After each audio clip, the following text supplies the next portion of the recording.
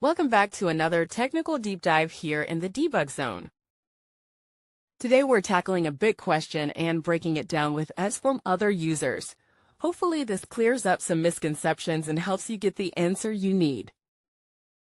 So buckle up, stay a little curious, and let's jump right in.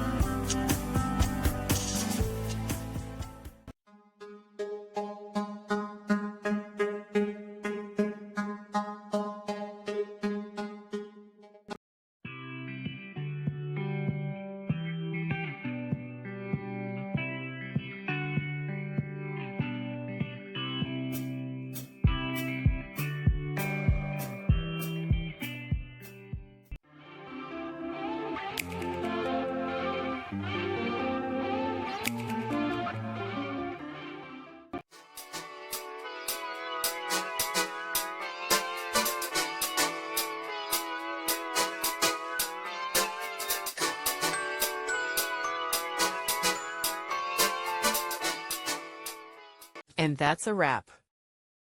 I hope you found the answer you were looking for. If you did, take a second to hit that subscribe button. It really helps out. And let me know in the comments which solution worked best for you. See you next time in the debug zone.